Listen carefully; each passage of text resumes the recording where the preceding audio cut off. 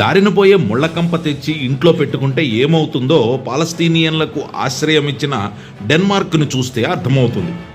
1991లో Lebanon నుండి 321 మంది పాలస్తీనియన్లు దిక్కుమొక్కు లేని స్థితిలో తమకు బ్రతికేందుకు కాస్త ఆశ్రయం ఇవ్వాల్సిందిగా డెన్మార్క్ ప్రభుత్వాన్ని కోరారు. నాటి డెన్మార్క్ ప్రభుత్వ సంస్థ Danish commission on asylum seekers వాళ్ళ అభ్యర్థనను తిరస్కరించింది. దీంతో ఆ 321 మందిలో దాదాపు 100 మంది అక్కడ సమీపంలోని కోపెన్హేగన్లో ఉన్న చర్చిని ఆక్రమించుకున్నారు. వాళ్లకు అక్కడి పాస్టర్ కూడా సహాయం చేసి తానేదో ఘనకార్యం చేశాననుకున్నాడు.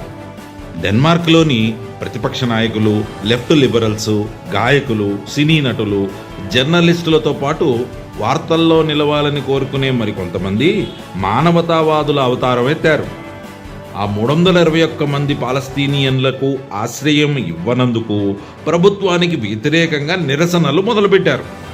డెన్మార్క్ మాజీ ప్రధాని, ప్రతిపక్ష నేత, అక్కడి సోషల్ డెమోక్రటిక్ పార్టీ నాయకుడు అంకర్ జోర్గెన్సన్ పాపం వారు అక్రమంగా ఆక్రమించుకున్న చర్చిని సందర్శించి వారికి సానుభూతి తెలిపారు. ప్రముఖ రాక్ సింగర్ కిమ్ లారెన్స్ అయితే వాళ్ళ కోసం ఏకంగా ఒక కచేరీ ఏర్పాటు చేశాడు.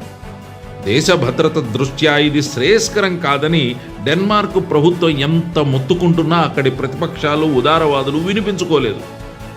ఆ తర్వాత ఏడాది 1992లో డెన్మార్క్లో సోషల్ డెమోక్రాట్లు, సోషల్ లిబరల్స్, సోషల్ పీపుల్స్ పార్టీలు అధికారంలోకి వచ్చి రాగానే ఆగమేఘాలపై ఆ 321 మంది పాలస్తీనియన్లకు తమ దేశంలో ఆశ్రయం కల్పిస్తూ ప్రత్యేక చట్టాన్ని ఆమోదించాయి.